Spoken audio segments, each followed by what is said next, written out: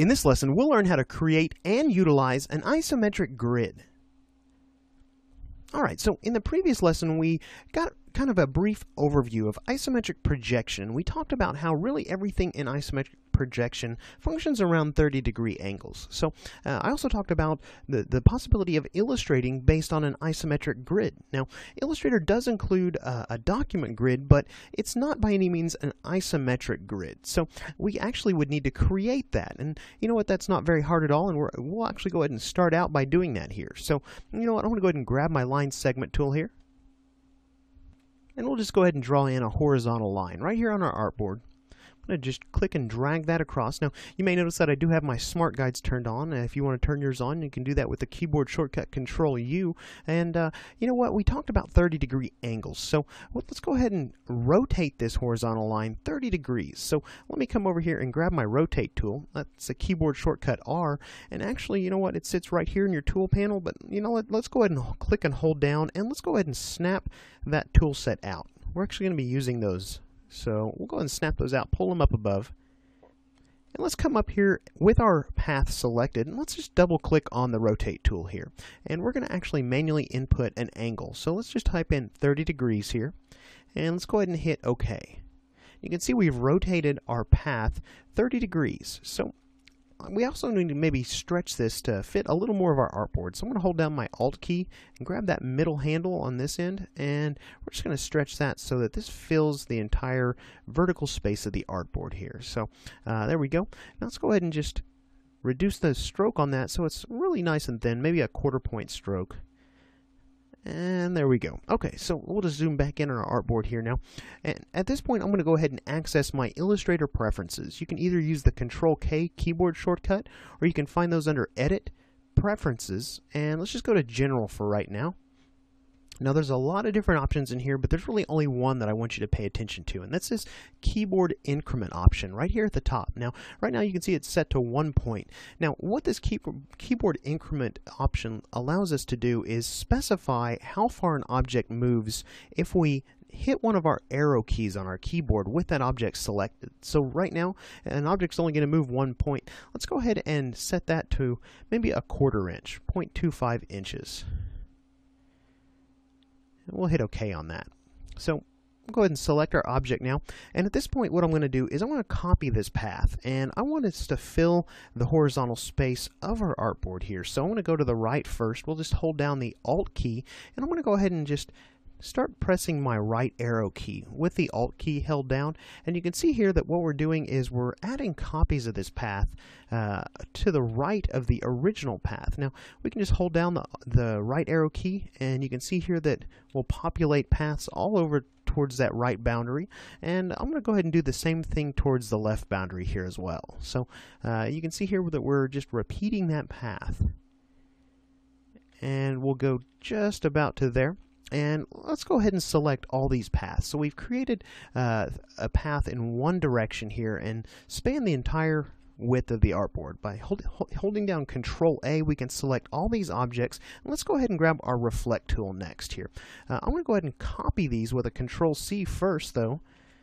And let's go ahead and paste them in place. You can do that here by hitting Control-Shift-V, or you can find that option under your Edit drop-down. And once I've pasted those paths on top of the originals, I'm going to go ahead and use my Reflect tool here. And let's just hold Shift and drag across, and we'll reflect those. And you can see that what we've created here is sort of a pattern of diamonds on our artboard. So I tell you what, let's go ahead and zoom out here. Yeah, we need to come to the right just a little bit here. I'm going to go ahead and nudge these to the right here, cover up that corner. There we go. Alright, now this is really as far as you need to go for an isometric grid. Now I do, however, like to go ahead and add a vertical line if I'm going to be using an isometric grid. So let's go ahead and do that here. Let's go ahead and grab our line segment tool again. And I'm going to go ahead and just draw in a vertical line here. Just go ahead and stretch that all the way down to the bottom of our artboard.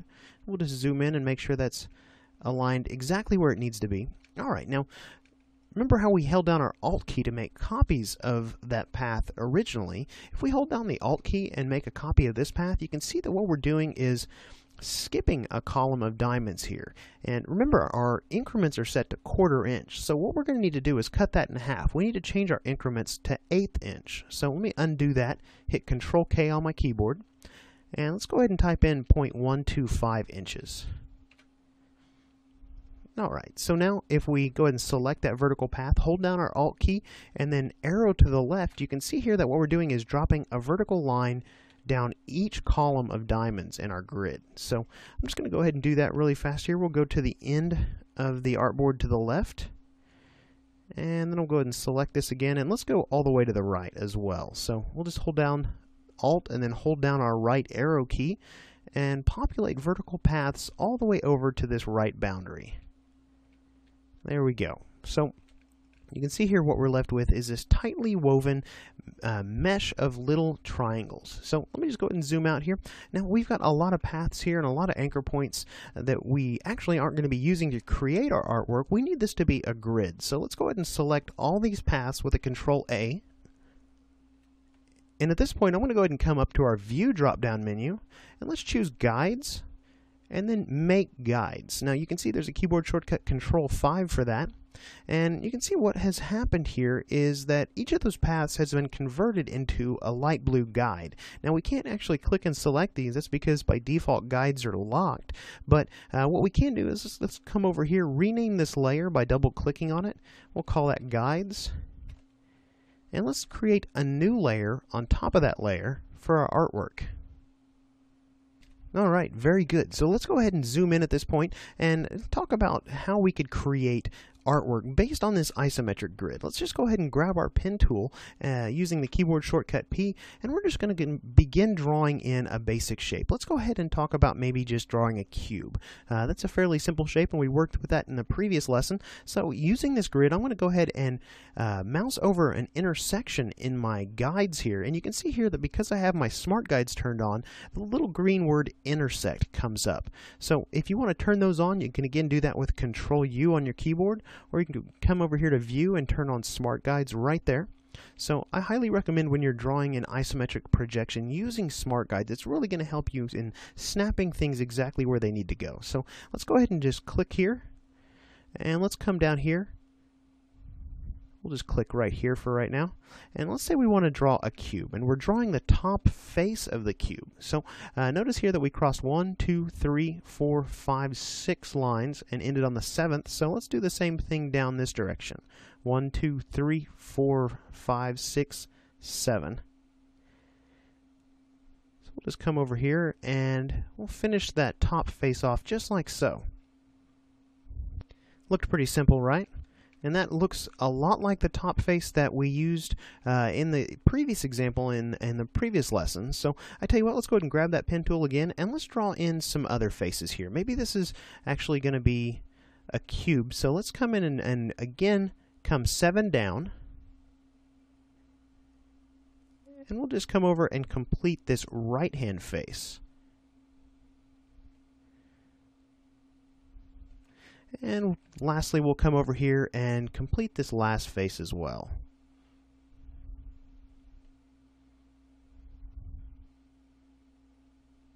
Just like so. And I'll tell you what, let me go ahead and just zoom in, make sure everything is where it needs to be. You can see that because we have our smart guides turned on, each of these anchor points is wanting to fall right into place on one of these intersections in our guides. And I tell you what, let me go ahead and hide our grid so we can see that cube just a little bit better. And there we go. Now at this point we can go ahead and just draw a marquee around all these shapes, hit Control G to group those together. And let's just go ahead and make a duplicate of that by holding down the Alt key and dragging it to the right. So now we could, if we wanted to, make a whole row of these cubes just simply by clicking and dragging and then snapping them into place right next to each other. Let's go ahead and make another copy, and let's go up from there.